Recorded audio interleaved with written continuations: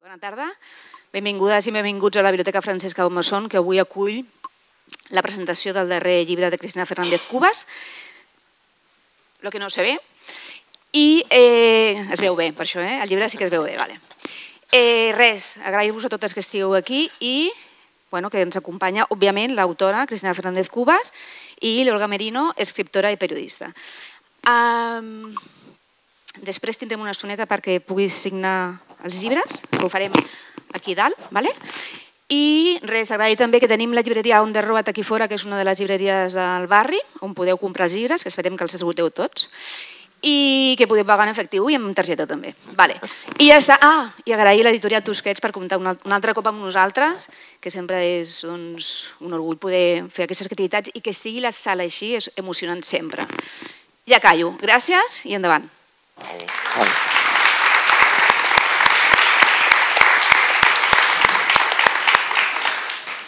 Bueno, gracias Raquel. Bueno, hoy es un gran día, una tarde muy esperada. Empezamos por las gracias. Gracias a las bibliotecas públicas, larga vida, que duréis mucho. La Troupe Tusquets, muy querida, el editor Juan Cerezo, Albert Andreu. Me habéis hecho un regalo envenenado porque, claro, presentar a alguien que no necesita presentación, pero bueno, intentaremos, ¿no? ¿Qué digo de ti, Cristina? No sé, tú sabrás. Hola, buenas tardes a todos, para empezar. Bueno, doctora honoris causa, que esto fue muy bonito, la verdad. Doctora honoris causa por la Universidad de Alcalá en el año 21. Doble premio nacional, el de las letras españolas en el 23, por el conjunto de tu obra. Gran dama del cuento, que te llama, me gusta mucho que esto se haya aquilatado.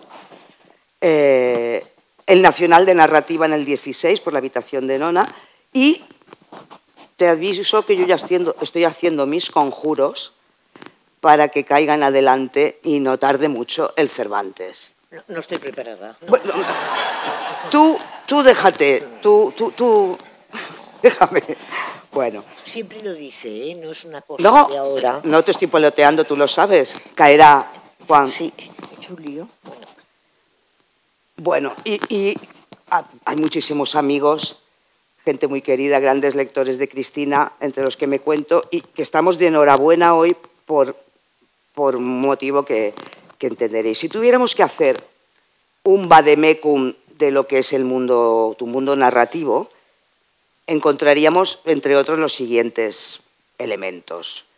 Los pliegues sombríos de la infancia, lo que se oculta bajo las apariencias, los falsos recuerdos, la extrañeza, la búsqueda de la propia identidad, las confusiones, los equívocos, las dudas sobre la propia percepción, los sueños, los espejos, los dobles, dualidades, duplicidades, los gemelos, la alteración de las coordenadas espaciotemporales, bucles en el tiempo, el azar, el pasado que siempre vuelve, como en los tangos, y el cosmopolitismo de algunos de estos escenarios. Pues bien, amigos lectores, estamos de enhorabuena porque todos estos ingredientes del mundo Fernández Cubas están en este libro que hoy bautizamos Lo que no se ve.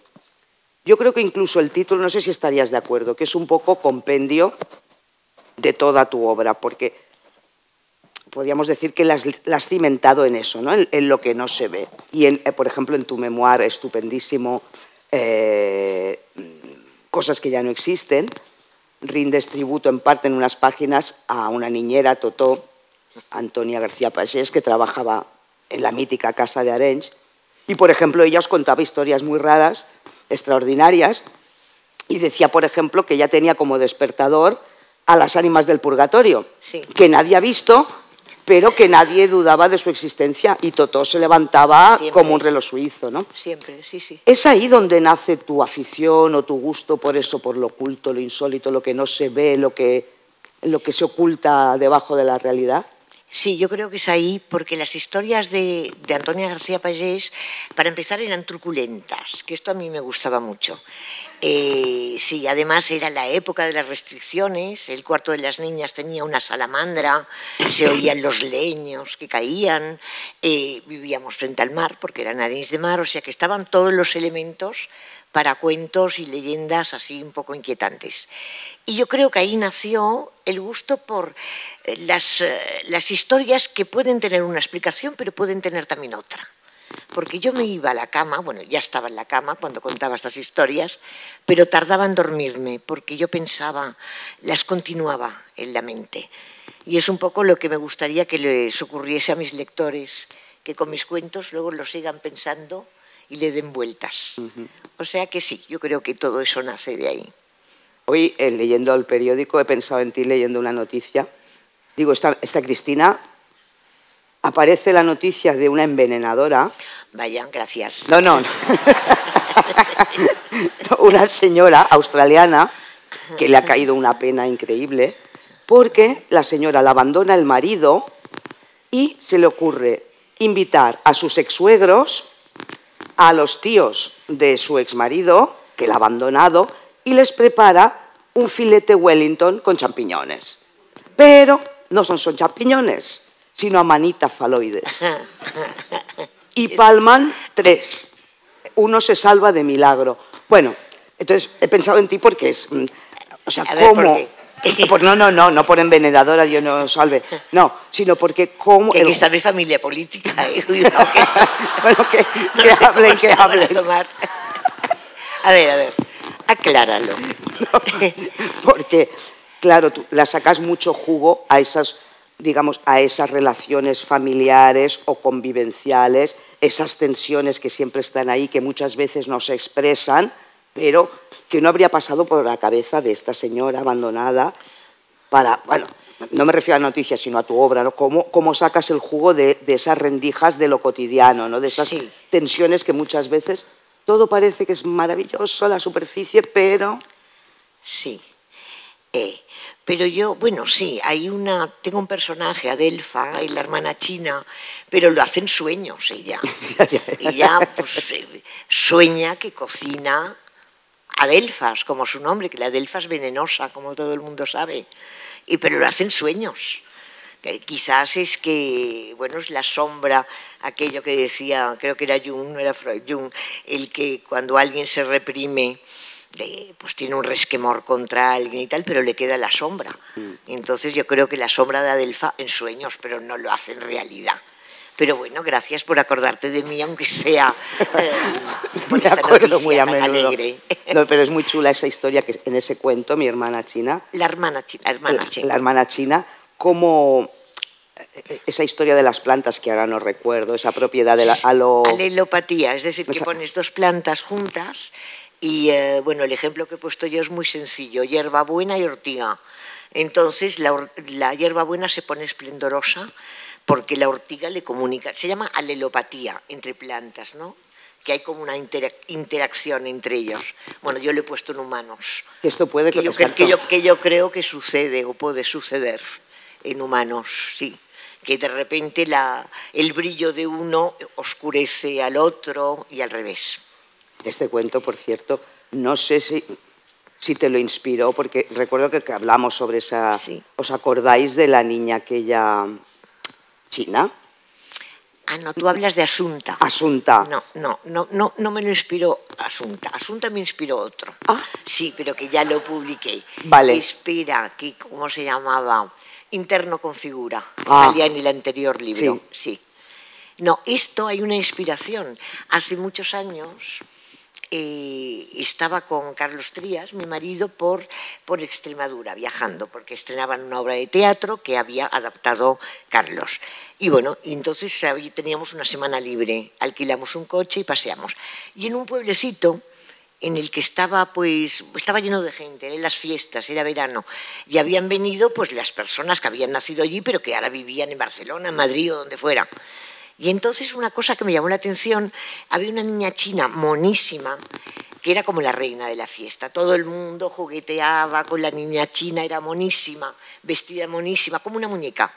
Y al cabo de un rato vi sentada en las escaleras de la iglesia otra niña vestida exactamente igual, con lo cual deduje son hermanas, que no era china, y sola, pobrecita, sola, nadie le hacía caso.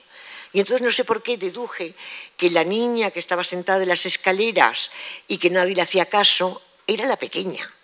Y que la china era la... Todo esto me lo inventé yo, claro, que la habían adoptado y que luego, que esto pasa mucho, y que luego nació la otra niña. Y entonces, cuando nos íbamos, yo le dije a Carmira, para que me oyera la niña, qué niña más guapa. Y ya no le dije ni cómo te llamas, porque la pobrecita me miró con unos ojos. Nadie le había dicho que era guapa en toda su vida. Y bueno, esto ocurrió hace muchísimos años, pero lo tenía yo en la mente, los ojos de aquella niña, y pues de repente pues la convertí en Adelfa, porque la otra niña china se llama Violeta. Los padres les gustaban mucho las flores. Sí, y los padres lo hacían todo con muy buena intención, pero no les salía muy bien. No. Tanto en este cuento, La hermana china, en todos los 6 cuentos del libro, siempre hay como duetos de mujeres, ya sean estas 2 hermanas, ¿no? Violeta y Adelfa. Hay más hermanas, amigas, hay examantes de un mismo hombre, hay una... A Bruno, ¿te refieres? A Bruno y sus 2 mujeres, ¿no? Sí. Está la vendedora y Llana, sí. Pero siempre en todos los cuentos hay 2 mujeres.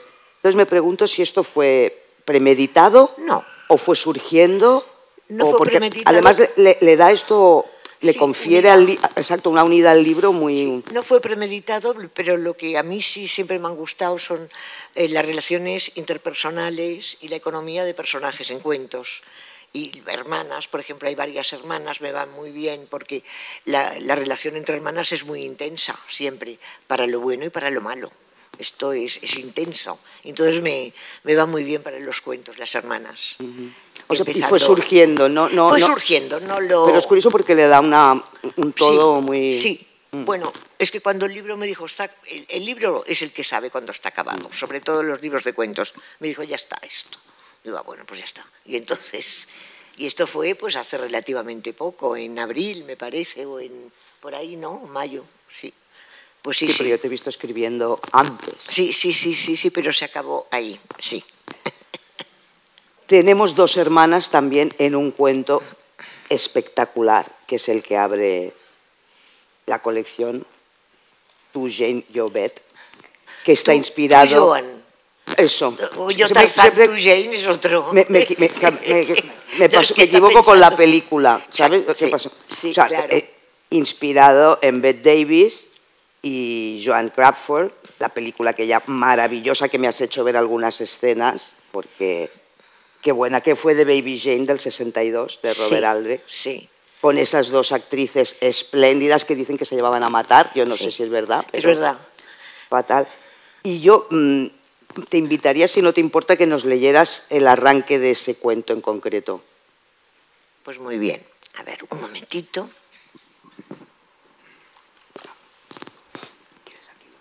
Lo tienes aquí, vale, perfecto. Bueno, es muy breve lo que voy a leer. Simplemente presentarles a las 2 protagonistas de Tu, Joan, yo Bet. Presentarles a ellas y, bueno, y aparecen en un par de rasgos detalles de la casa oscura en la que viven. Bueno, Tu, Joan, yo Bet. Son ya viejas. 2 hermanas viejas que viven juntas. Se llevan pocos años y en otros tiempos una fue morena y la otra rubia, pero a medida que las canas recubren su cabello van borrándose las diferencias y se parecen cada vez más. A menudo la cabeza les juega alguna que otra mala pasada, confusiones, equívocos, mezcla entre sueños y realidad. A una de ellas, por lo menos. Lo que no queda claro es a quién. Para Joan, la culpable de todo siempre será Beth. Para Beth, acostumbrada desde hace tiempo a su papel de maligna, es únicamente Joan la mayor quien está completamente demenciada. Un día se lo dice, necesitas ayuda. Una fórmula que conoce de las películas y que le cuesta lo suyo pronunciar. Hubiera preferido espetarle chalada, ida, chiflada, o encerrarla en su habitación y dejarla sin comer durante unos días. Pero termina acudiendo a esta fórmula tan correcta, tal vez solo para incidir en lo fundamental. Necesita ayuda. Y la ayuda es ella, Beth.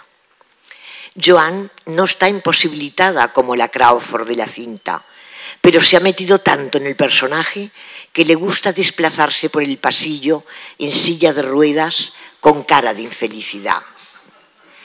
El pasillo está repleto de cuadros, daguerrotipos y espejos de marcos tallados, igual a como lo dejaron sus padres. No han tocado nada. Pero Joan mira siempre hacia el frente.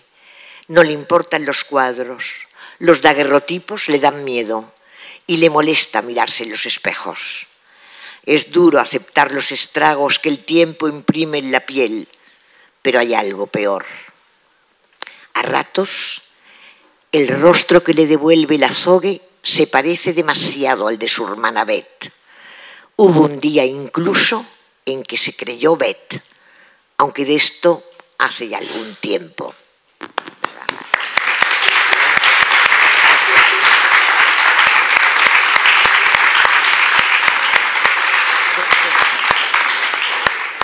Ese cuento, os aseguro, es espectacular. Y bueno, te lo pedía, por favor, si lo podías leer, porque me parece un ejemplo de maestría de algo que el gran Henry James bordaba, que era la creación de atmósferas. Y es verdad, como con 4 pinceladas ya estás. Yo ya estoy metida en la casa esa tétrica, ya estoy viendo, y abuelo hasta cerrado, ¿sabes? O sea, y es un clásico en ti, ¿no? La creación de atmósferas. ¿Cómo lo consigues? ¿Cómo te metes ahí? Bueno, es la pregunta del millón. Sí. Pero...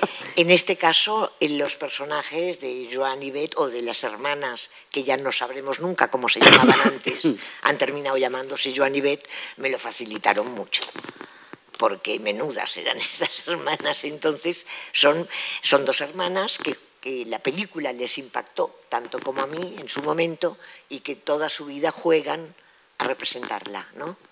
Hasta que, bueno, pues es peligroso jugar a alguien, no sea que te conviertas en... Y no digo más.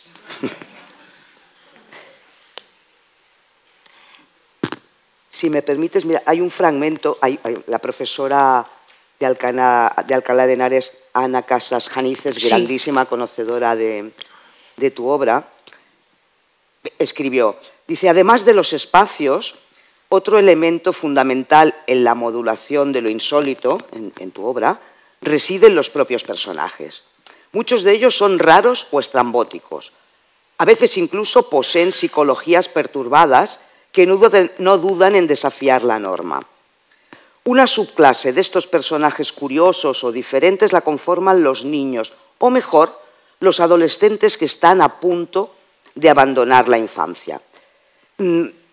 La pregunta iría, la confrontación con lo social, el no sentirse bien en su piel o en determinado momento de cambio, esta cualidad de rarunos, raros, ¿es lo que abre la puerta a lo insólito también? ¿La favorece?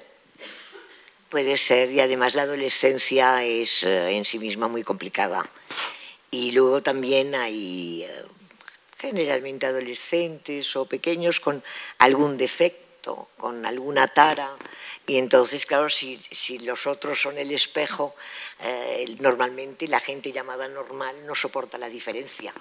Y entonces, pues sí, son un tema que aparece recurrentemente en lo que escribo. Sí. Por ejemplo, en este libro, el caso de Clementina, Clemens, sí. Sí. La niña del instituto. Bueno, este cuento sobre todo es sobre el espacio, ¿no? Así como antes hemos hablado de la alelopatía, de que 2 personas juntas, como en las plantas, pueden interaccionar, digamos, y una puede devolver el brillo a una y la otra empobrecerse y empequeñecerse. Pues yo creo que en el espacio, por ejemplo, en este cuento que acabas de citar, que se llama ¿De qué se habla en las fiestas? El título es un poco raro, pero luego se explica por qué. allí lo que importante es el espacio, es una amistad, digamos, que nace en un instituto de enseñanza media entre dos amigas, bueno, pero que es que sí, no, nunca esta amistad ha traspasado la verja del jardín. Se ha desarrollado en las clases, en los pasillos, en el jardín del instituto, pero al final, el día de fin de curso, cuando por fin una invita a la otra y traspasan y salen a la calle, entonces pues se descubren de otra manera. O sea, es cuando aparece la monstruosidad, entre comillas, exactamente, exactamente. Es muy interesante. Y ahí es el espacio, es lo que manda, ¿no? Sí, por eso, bueno, ya hay las analogías con el tablero de ajedrez, porque hay una de las profesoras del instituto que está loca por el ajedrez y todo su lenguaje es de ajedrecista. Y bueno, y es la que en un momento la narradora es la que recuerda una de las frases no de la profesora, sino de sus ídolos del ajedrez, que es que en la vida no es como en el ajedrez, en la vida continúa después del jaque mate. Y lo dejo ahí. Al final es soberbio. No pasa nada extraordinario, pero...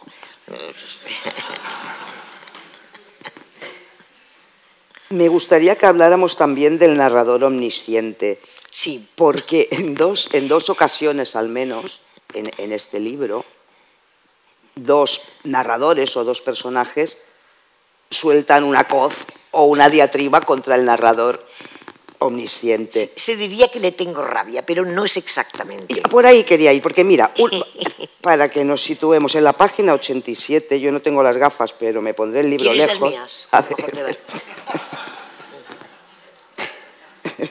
¿Ves tú? Página 87. ¿Te sirven? Me sirven. Ah, perfecto. Dice la narradora del cuento Momomio, que reflexiona después de unos hechos fatídicos que han pasado, que no vamos a contar, o sí, no sé, bueno. Dice, sigo sin saber lo que ocurrió en casa de Damián aquella noche en la que me salvé de milagro, tal. Porque lo cierto es que he terminado por aceptar que no me libré del todo. La prueba es que continúo dándole vueltas a la noche en aquel ingrato papel de narradora de algo inexplicable que desconozco. Y esto se da dos veces, ¿no? Hay dos preguntas, dos personajes, por eso, por el narrador omnisciente. ¿Le tienes rabia? A lo mejor se carga esa sutileza que a ti tanto te gusta, ¿no? Es que puede ser, porque un narrador que lo sabe todo, pues quita misterio, ¿no? Te arruina la faena, sí, claro. Yo tengo dos narradores omniscientes aquí, sí. El del primero y el último. Y en realidad quien le tiene mucha rabia es Beth, una de las dos hermanas, la que imita a Bette Davis. Es Beth, que no le dice este narrador que se cree que lo sabe todo y que cuenta la vida y tal. Sí, porque además oye como una voz que le dice, no me acuerdo lo que le dice, sí, es peligroso jugar a los espectros, no sea que luego te conviertas en uno de ellos. Y ya se queda parada. Y la voz continúa de la cábala. Y ella dice, bueno, pero es que esta voz es insoportable porque no solo se mete en mis pensamientos, sino que cita las fuentes. O sea, no. Y es eso. Pero no, sí, pero lo que has apuntado es una verdad como un templo. El narrador omnisciente quizás su sabiduría y el estar en todas partes al mismo tiempo quizás me quitaría, aunque en el último relato también se ve que no, porque en el último relato, en Candela Viva, es un narrador, pero que no es omnisciente. No. Sigue la vida de Hannah. Pero aquí el misterio o la atracción, que es un cuento bellísimo, por cierto, está en otro asunto, sí. Que también es muy de la casa, de fábrica, los bucles del tiempo. Sí. Yo lo he leído así, a ver si voy a meter la pata, pero... No, bueno... Para mí, ¿puedo decir algo? Para mí la señora está muerta. Sí, pero no lo digas. ¡Ah! ¡Hombre! Bueno, no saben lo que he dicho. No saben olvidarlo, delete. No lo saben. Para no saben mí también, pero también puede ser que el destino, mira. Ah, ya metió la pata. Bueno, no pasa nada. No pasa nada. No, porque además, como son 6 cuentos... Bueno, mira, y Pedro Páramo la leemos igual, sí, sabiéndolo y no... Y, bueno. También es verdad. Sabía yo que... Pip, pip. Olvidado. Sorry. Otra cuestión, la verosimilitud que trabajas muy bien. En ese mismo cuento, en el de Momomio, que hablábamos, sí. Uno de los personajes, Alonso creo que es, sí. Acaba diciendo, dice... o sea, intenta encontrar una explicación racional a lo sucedido. Y dice, tú no has oído hablar ni una vez en tu vida de sugestión colectiva o de pánico contagioso. Exacto. Entonces, siempre, o sea, en los grandes cuentos de terror, en los clásicos, en los buenos, siempre hay como un hilo o un asidero que también está en tu obra. Siempre hay algo que conecta con lo posible. Exacto. ¿Por qué es tan importante la verosimilitud en ese resquicio que dices? Que cuanto más raro, siempre lo digo, es lo que quieres contar, más verosímil tiene que parecer. Sí. Sí, porque si no, no te lo crees. Y entonces aquí, claro, bueno, voy a contar un poco de qué va Momonio. Momonio es una forma infantil de llamar al demonio, ¿no? Entonces eso es una tarde de verano, unos amigos de la universidad, de primer curso de Derecho, muy amigos, pero que se creen un poco distintos y un poco con esa cosa de la juventud, se reúnen y beben y las familias están veraneando fuera y dicen que bien, están en casa de uno de ellos, una casa estupenda, y venga a beber y todo eso, y uno de ellos propone un juego, dice, ¿por qué no jugamos a...? Y dice, ¿a qué? Dice, a invocar a una entidad poderosa. ¿Y a quién? ¿A qué te refieres? Y no le llama por su nombre, pero le llama al otro. Naturalmente están, bueno, es un juego. Es un juego, pero no es la Ouija, es peor que la Ouija, porque ahí van al supremo de la malignidad, no al maligno. Y bueno, ¿qué pasa? Que el maligno acude a la cita. Entonces, claro, la narradora es la única que se ha ido, no le ha gustado aquello. Cuando están cogidos de la mano, nota algo raro, ve a sus amigos con una cara que no parecen amigos y rompe la rueda y dice que se va. Y entonces dicen, ¿tienes miedo? Y ella dice, sí, tengo miedo. Y se siente la mujer más valiente del mundo por haber dicho esto. Y se larga. Bueno, esta noche tendrá consecuencias. Y precisamente la que las narra es la persona que no estuvo allí porque se fue.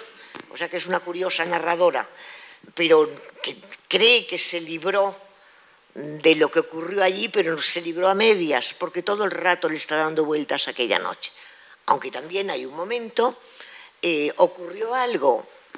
Hombre, hay muchos datos que aportan que sí ocurrió, pero también hay una explicación, a lo mejor fue el pánico, la sugestión colectiva, como dice Alonso, el único que no sale mal parado de esa noche de supuesta sugestión. Sí, por cierto, sí. Bueno, no quiero meter más la pata.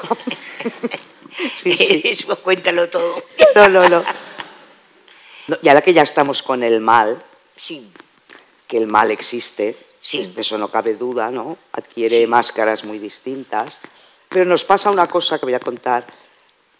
Bueno, tenemos una tertulia de amigotas literarias, Alicia Jiménez Barlet y Mercedes Abad. Sí. Y nos juntamos. No es una tertulia tan célebre como la de la mesa redonda del Hotel Algonquin, pero nos reímos bastante, ¿no? Sí, eso sí. Bueno, entonces, si alguna vez que ha surgido este tema, Abad y Jiménez Barlet son muy escépticas, enseguida, ¿no?, descreídas y tal. Y tú y yo sí, siempre ponemos el freno de mano, cuidado, un respeto, no. Bueno, vamos así a pares en algunas cosas, ¿no? Y, a ver, no me atrevo a formularte la pregunta, ¿existe el diablo? Dejémoslo así. A veces creo que sí. A veces. Y a veces no, es que... Pero sí que es verdad que en toda tu obra, y en ese cuento, esa invocación a ese otro, ¿de dónde nace? ¿De dónde viene ese respeto, ese vértigo, ese abismo, ese temor? Bueno, pues yo supongo que de pequeña, pero yo, como mucha gente de mi edad, estudié en un colegio religioso. Bueno, hay estudios sobre esto. Ya empezó en la Inquisición, y todo la maldad se concentraba en un personaje, que era el diablo. En otros países, con menos influencia de la religión, se repartía más entre seres mitológicos, etcétera. Pero aquí se concentraba en el diablo. El ogro, el lobo feroz eran menores, el malísimo era el diablo. Entonces, sobre esto, el compendio de todos los males. Yo tengo un recuerdo infantil, supongo que como la infancia está presente siempre, porque somos un poco, ahí se hace lo que seremos luego, el temor que tenía yo, porque yo recuerdo unas estampas que corrían por el colegio, que eran antiguas, porque la niña o el niño iban vestidos a la antigua, el niño como un marinerito y la niña llena de lazos, pero bueno, eran unas estampas que a veces se pueden ver en exposiciones y en carteles antiguos, que está una niña o un niño con un ángel a la derecha y un diablo a la izquierda.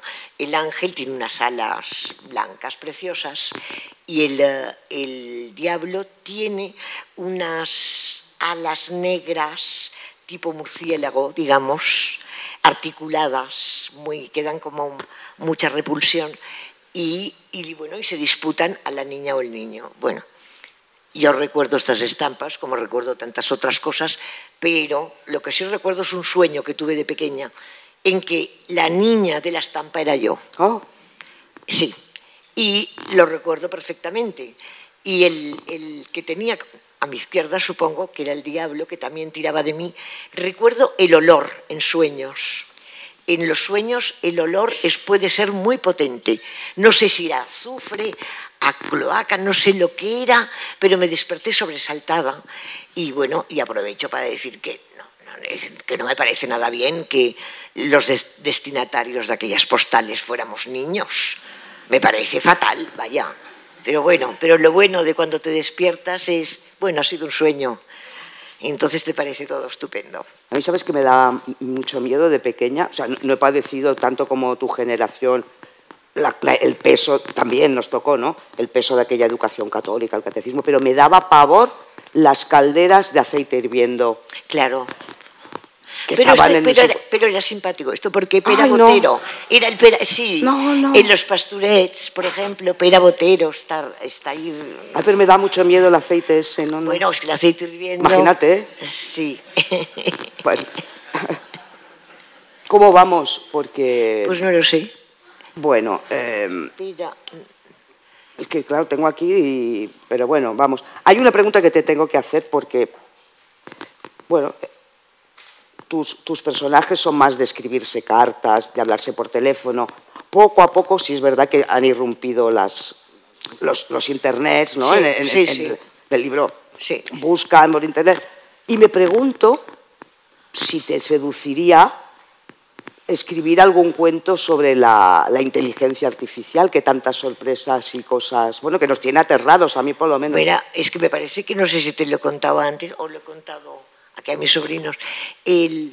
Sí, ayer estuve en la editorial, contestando muchas entrevistas y todo esto. Y esta mañana al llegar a casa digo, a ver si veo alguna de estas y tal. Y no he visto nada. Pero sí he visto una, pero no tenía acceso porque no estoy suscrita, o sea que no he visto nada. Pero de repente veo mi nombre, Cristina Fernández Cubas, en la FIL, en la Feria Internacional del Libro de Guadalajara, México, que no voy a ir. Había dicho que sí, pero luego no puedo y tal. Digo, a ver, por curiosidad he picado porque digo, a ver, lo mismo me siguen poniendo y tal. Y no, ponía, no hay noticias de que esta señora venga, tal y cual. Bueno, y luego he seguido leyendo otro párrafo, ponían, pues, es autora de una serie de libros, todo lo ponían mal, los títulos, la fecha, bueno. Y luego al final decía, y ahora, que no sé, que también estaba equivocado, dice, Cristina Fernández Cubas, que ya no vive. Entonces, no, perdón, pero es que esto ha sido horroroso. Porque si ya me daba desconfianza la IA, porque claro, primero digo, a ver, ¿quién ha sido el idiota que ha escrito esto? Sí. Y entonces he mirado, y no estaba firmado, claro, arriba ponía IA, inteligencia artificial. O sea, no, suelta unas trolas increíbles. Eso, a no ser que sea como aquel personaje de la película, del cuento que acabas de revelar el final. No lo recuerdes. Y sea un espejismo. Bueno, ya que he metido la pata... Sí, pero bueno, es igual. Ya tiramos... Bueno, mira, precisamente el libro, el primer cuento y el último, sí. Este que he metido la pata... Sí. Acaban con 2 muertes. Bueno, no, aquí nos mete la pata porque acaban con 2 muertes. Exacto, ¿no? sí. Bueno, 3 en realidad. ¿Te asusta la muerte, Cristina? Bueno, ¿a quién no, verdad? Pues la verdad es que, pues es que sí.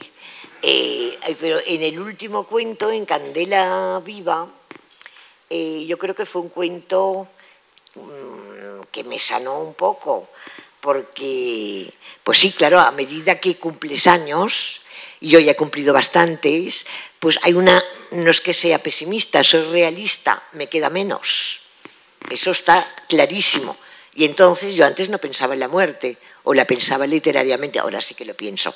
Y entonces, como la prota de Candela Viva, se trata de hacer las maletas, ordenar tu vida y estar a gusto con lo que has hecho. Y bueno, se trata de un cambio de perspectiva y de estar lo más preparada posible. Todavía no lo estoy, o sea que espero que todavía, que esto se demore un poquito. Si me permites, voy a leer un fragmento del último cuento, porque vale. Me parece muy acorde con lo que acababas de hablar. Dice, Hannah, o Jana, como lo... Bueno, yo digo Hannah. Pero... Vale, yo también, Hannah. Dice, no es tanto el miedo a la vejez, prosiguió, ni tampoco la añoranza del pasado. Se trata de algo muy distinto, la necesidad de detener el tren, de pausar la vida y reconstruir la película de tu existencia, con todo lo bueno y lo malo, algo así como hacer las maletas y tenerlas ahí, siempre a mano. Hannah se detuvo. El improvisado símil de las maletas le parecía de pronto sorprendentemente ajustado. Nunca antes había podido expresarse con tanta exactitud. Se imaginó guardando la cinta de su vida en una maleta, cerrándola luego y sentándose encima, satisfecha, extrañamente satisfecha, una sensación plena, superlativa, mayúscula. Es que está perfecto, ¿no? Plasmado. ¿Es verdad, Cristina? ¿Sientes eso, que la vida va muy deprisa? Muchísimo, sí. Sí, aquí... Da vértigo, la verdad. Bueno, este libro no es autobiográfico, ni mucho menos, no. Pero sí es cierto que Hannah, bueno, que hay algunos escenarios, el instituto, todo esto... Ay, perdón.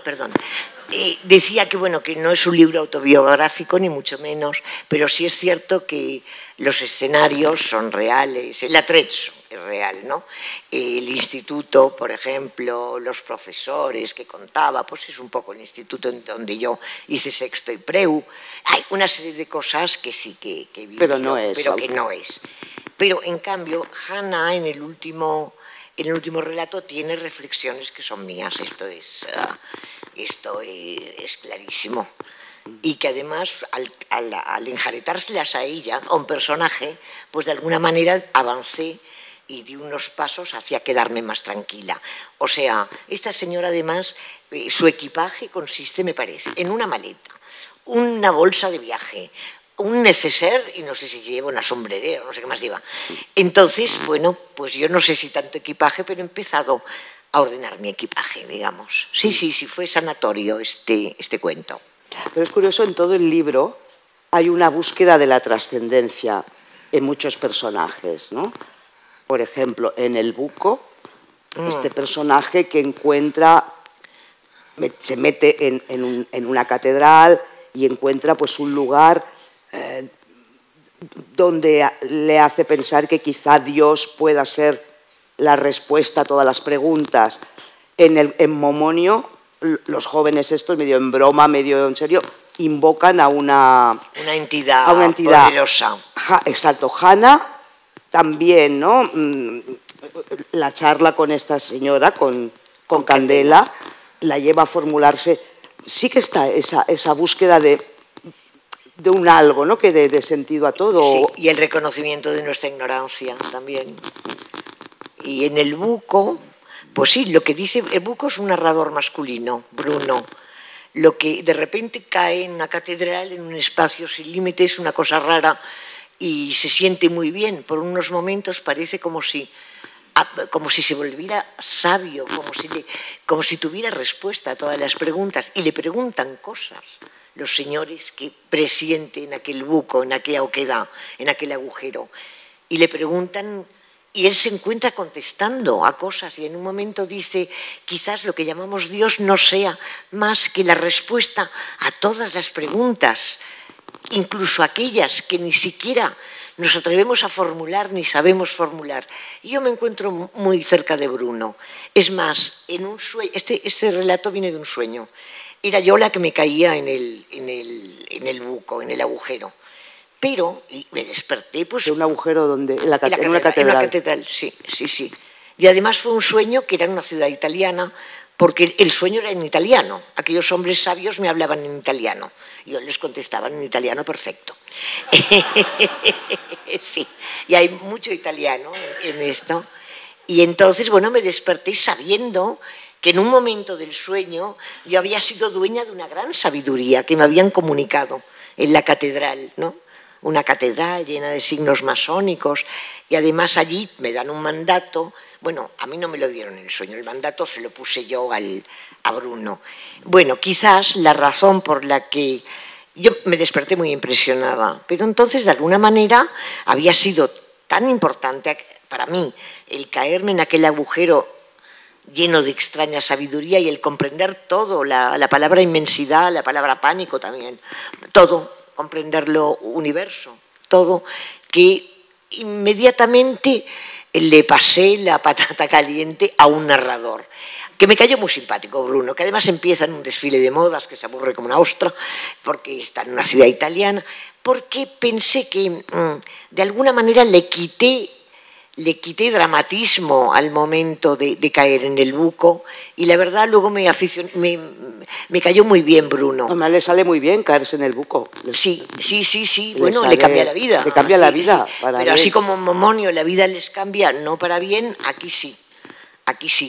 Y en fin, vale, no quiero decir más, pero que de alguna manera Bruno desdramatizó completamente el momento ese. Pero, bueno, porque para empezar lo pongo en un desfile de modelos que lo horripila, que ha ido para acompañar a su mujer. Y la descripción que hace del desfile yo me moría de risa, porque es de un señor que está aburridísimo viendo una serie de cosas, y él lo que quiere es escribir lo que le ha pasado aquella misma mañana en la catedral de una ciudad que no decimos cuál es, M y 3 asteriscos. Yo creo que ya. Sí, yo creo que ya. Sí. La última. Uy, o me riñen. No lo sé. Sí, ya. Una más, la última. Antes de que los lectores estarán ansiosos. La última, que odio hacértela, pero bueno. Sí, como estoy llena de contradicciones. A ver, no, claro, ha pasado una década desde la habitación de Nona. Sí.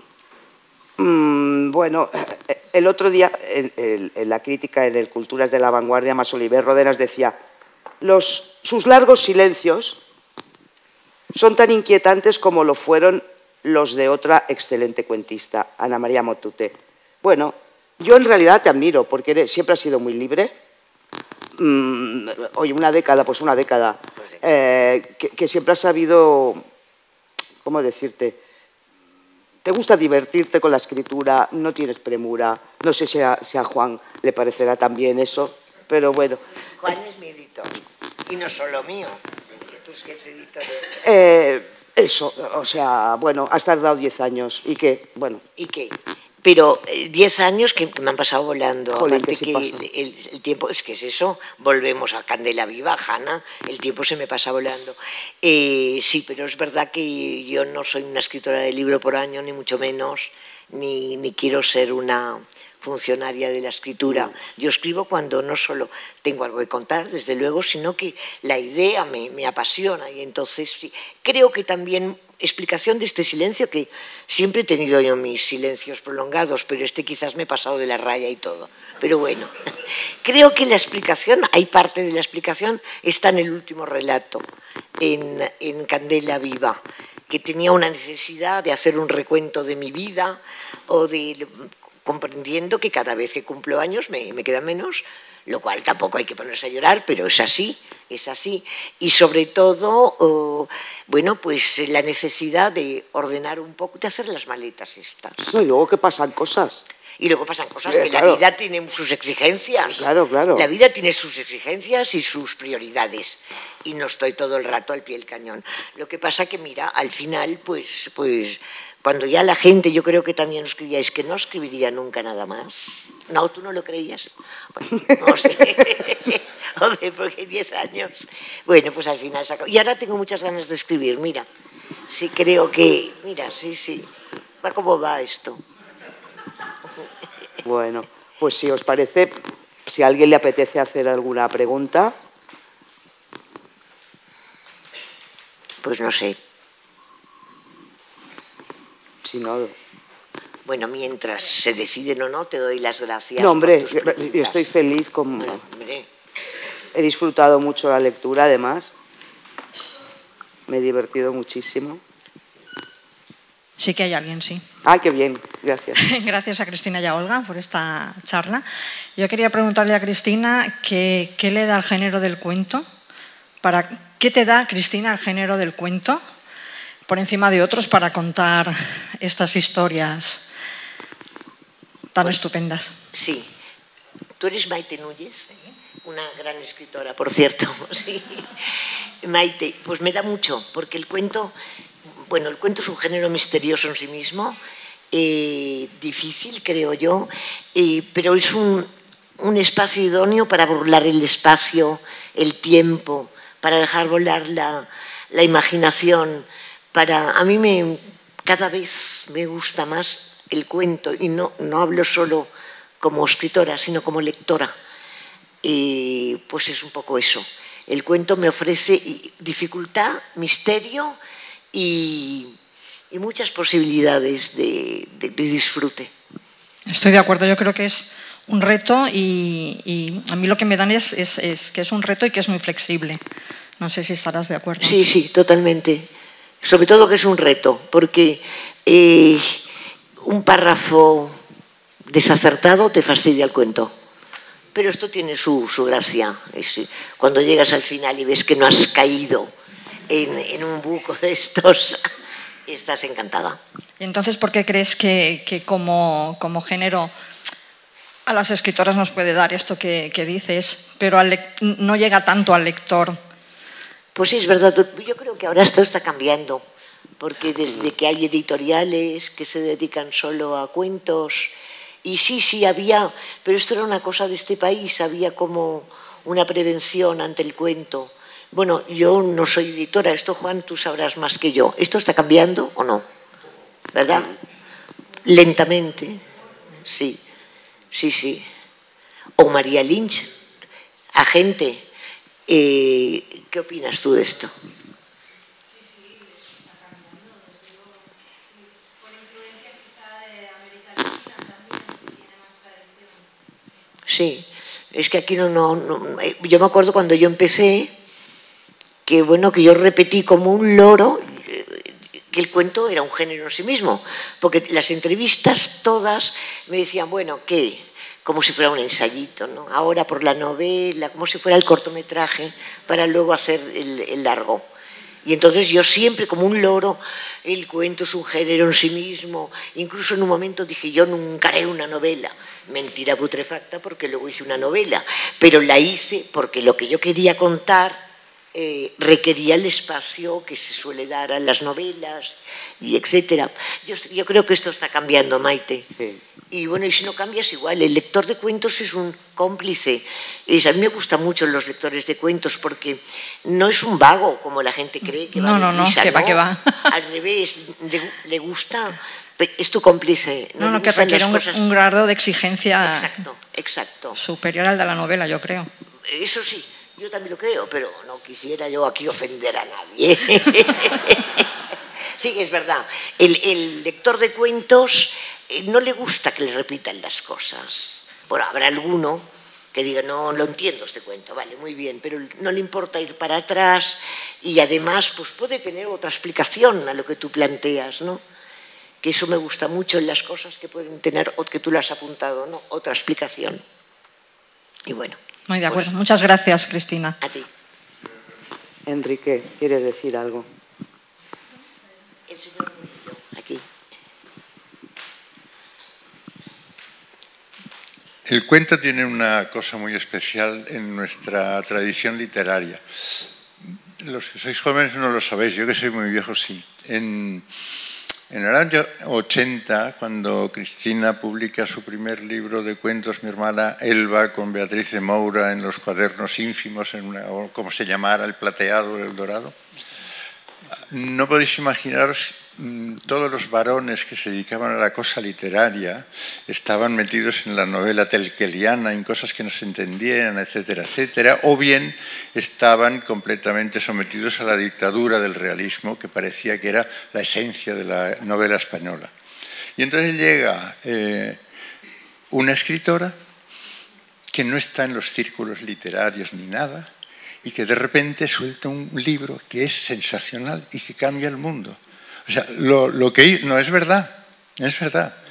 Lo que hizo Cristina en aquel momento era de una valentía extraordinaria, de una independencia total, y le daba todo igual.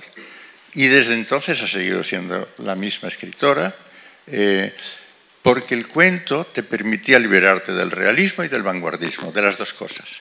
Y tú con el vanguardismo no tenías ningún interés, y con el realismo menos. Y entonces tú agarras y creas una nueva tradición que en España no existía. Luego nos apuntamos otros. Pero eso lo inventaste tú. A ver, hay tradición de cuento en la narrativa española, pero hacía tiempo que estaba como olvidada. Y tu mundo, que es precisamente hablar de lo que no se ve, desde el primer día, necesitaba el cuento. Muchas gracias. No, de nada, a ti, No. por abrir camino.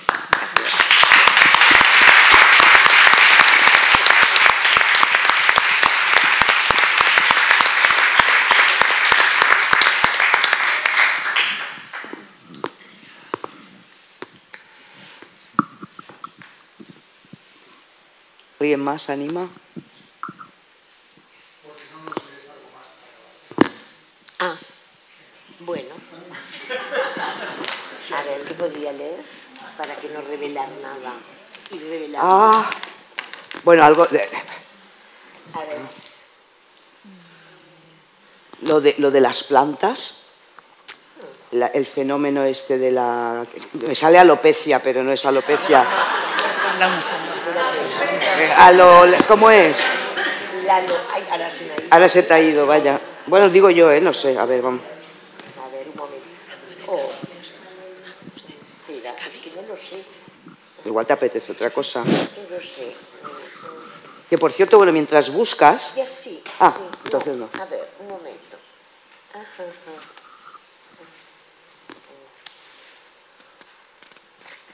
No lo sé, de verdad. Mira, yo creo que ya que hemos empezado con tu Joan Llobet, así al azar, coge un trozo. Venga. Que no revele demasiadas cosas. A ver. Sí, exacto. Bueno, eran pequeñas. Ah, sí. Ah, es verdad, me había olvidado, gracias. Sí.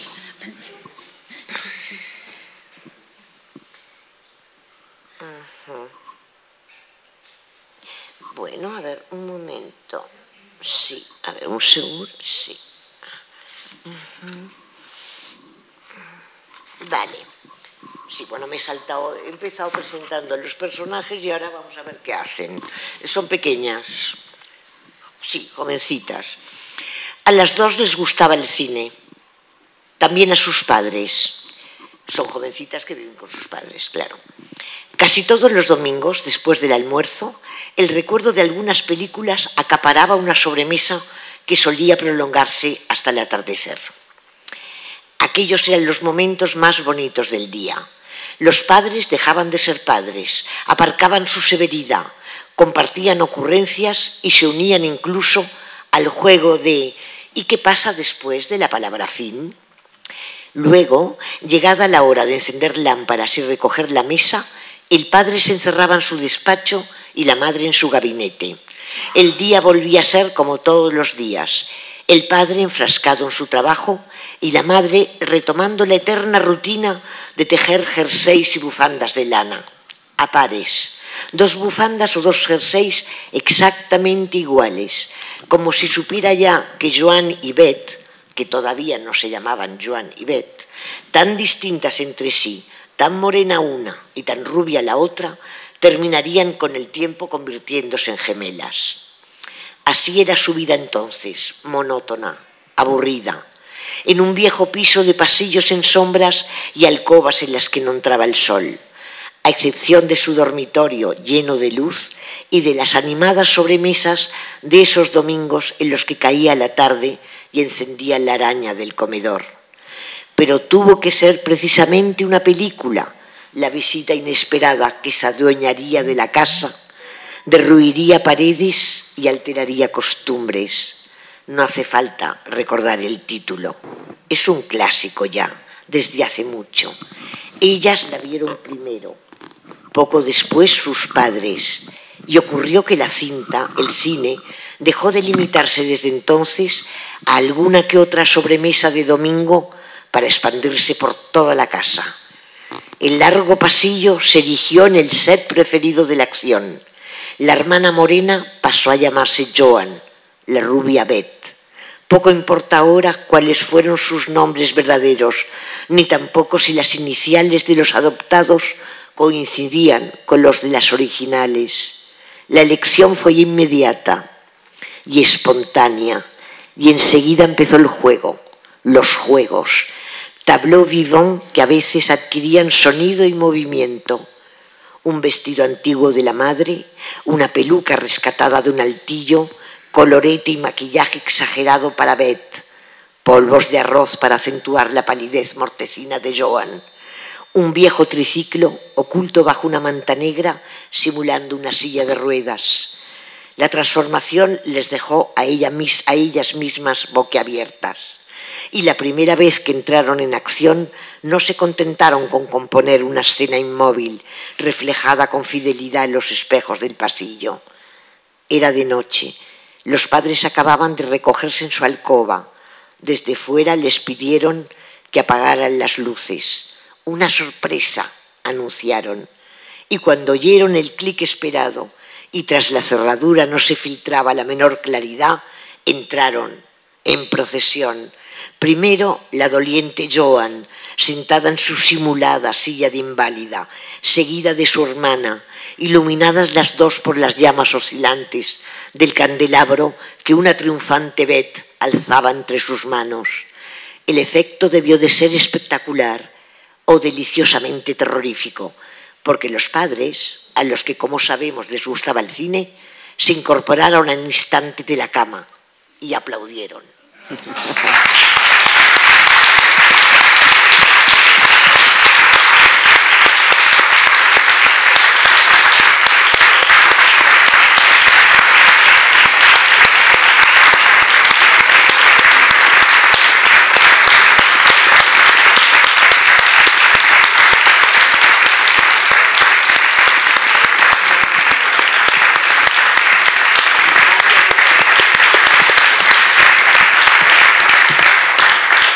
Pues creo que todavía hay una pregunta más antes de despedirnos y agradeceros y que no os perdáis el libro porque es Fernández Cubas en estado puro. Adelante. Bien, yo he empezado a leer cuentos, Cristina. Sí, aquí. Hacía muchísimos años que no leía cuentos y empecé a leer cuentos cuando Olga en Finestras pues organizó aquella especie de miniclub de lectura en el que estuvimos leyendo 3 de tus obras. Y una, justo relacionando con lo que decías antes, que te gustaba que los lectores, que las lectoras, cuando hubiesen leído el cuento, siguiesen, pues me ha venido a la mente muchísimas veces, me quedé muy impresionada con el libro y en concreto con el cuento de La habitación de Nona. Y bueno, o sea, no había leído antes ninguna de tus obras, allá leímos 3 y la verdad es que todas pues fueron fantásticas y ahora pues bueno, en esta tarde veo que realmente formáis un tándem conversador fantástico y que nos habéis alegrado la vida, esta vida tan complicada, sí, desde luego. Y que hemos hecho un paréntesis aquí con vuestras exposiciones. Gracias. Pues muchas gracias por venir y muchas gracias. Bueno, escuchar a Cristina siempre es divertido. ¿Sí o no? Es una gran narradora y hemos pasado un rato muy bueno y más que vamos a pasar leyéndote. Gracias por el libro que es... Y muchas gracias a todos por haber venido hoy.